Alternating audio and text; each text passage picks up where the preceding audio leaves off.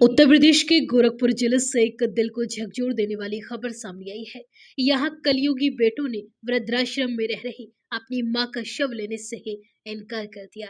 बड़े बेटे ने मां की मौत के बाद उनके शव को अपने घर में लाने से मना कर दिया, क्योंकि घर पर बेटे के बेटे की शादी हो रही थी। उसने कहा कि घर में अगर मां की डेड बॉडी आई तो अपशुगन हो जाएगा, बेटे की शादी हो जाएगी, 4 दिन बाद अंतिम संस्कार करवा दूंगा, तब तक मां के शव को 4 दिन के लिए फ्रीजर में रखवा दो। हालांकि महिला के पति ने अपने पत्नी के शव को गांव में ले जाकर गंगा किनारे दफना दिया। दरअसल गोरखपुर के रहने वाले भूआल गुप्ता और उनकी पत्नी शोभा देवी के 6 बच्चे, 3 बेटे और 3 बेटियां हैं। शोभा और भूआल सभी की शादी कर चुके हैं। कुछ सालों में उनके बच्चों के भी बच्चे हो गए और वह दादा दादी बन गए। लेकिन 1 साल पहले भूआल और शोभा को उनके बड़े बेटे ने घर से ये कहकर निकाल दिया कि आप लोग घर पर बोझ बन गए हो। बेटे की बात पति पत्नी के दिल पर लग गई और वह घर छोड़कर निकल गए।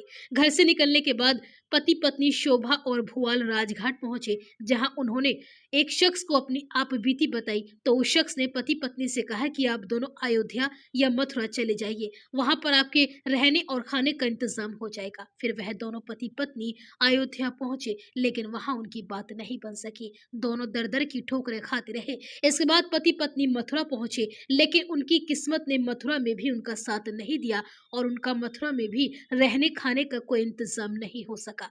फिर उन्हें जौनपुर के एक वृद्धाश्रम का फोन नंबर मिला। जब उन्होंने कॉल की तो उन्हें जौनपुर के वृद्धाश्रम बुला लिया गया। जौनपुर विकास समिति वृद्धाश्रम के हेड रवि कुमार चौबे ने बताया कि तभी से शोभा और भुआल दोनों एक साथ उनके वृद्धाश्रम में रह रहे थे। लेकिन हाल ही में शोभा के पैर में लकवा मार गया, उनका प्राइवेट अस्पताल में इलाज कराया गया। फिर आराम मिलने पर उन्हें वापस ले आया गया। इसके बाद 19 नवंबर को उनकी फिर से तबीयत बिगड़ गई। उन्हें अस्पताल में फिर भर्ती कराया गया, जहां इलाज के दौरान उनकी मौत हो गई। डॉक्टर्स ने बताया कि शोभा को और भी कई बीमारियां थी और उनकी दोनों किडनी भी फेल हो चुकी थी। शोभा की मौत के बाद उनके पति भुआल अकेले हो गए और बुरी तरह से टूट गए। अब पत्नी का अंतिम संस्कार करना था। इसके लिए वृद्धाश्रम के हेड रवि ने उनके छोटे बेटे को फोन किया और बताया कि आपकी मां का देहांत हो गया है। उनकी अंतिम इच्छा थी कि उनका अंतिम संस्कार गोरखपुर में ही किया जाए। मां की मौत की खबर सुनने के बाद भी छोटे बेटे ने कहा, बड़े भैया के घर पर उनके बेटे की शादी है, उनसे बात करके बताएंगे, और फोन रख दिया। इसके बाद फिर से फोन करके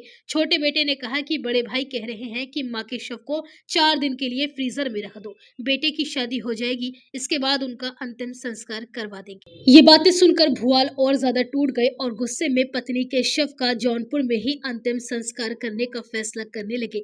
लेकिन उनकी बेटियों ने फोन करके कहा कि मां के शव को गोरखपुर ले आइए, यही उनका अंतिम संस्कार कराएंगे। लेकिन जब भुआल अपनी पत्नी का शव लेकर गोरखपुर पहुंचे तो बड़े बेटे ने घर के अंदर मां के शव को ला लेने से साफ तौर से इनकार कर दिया।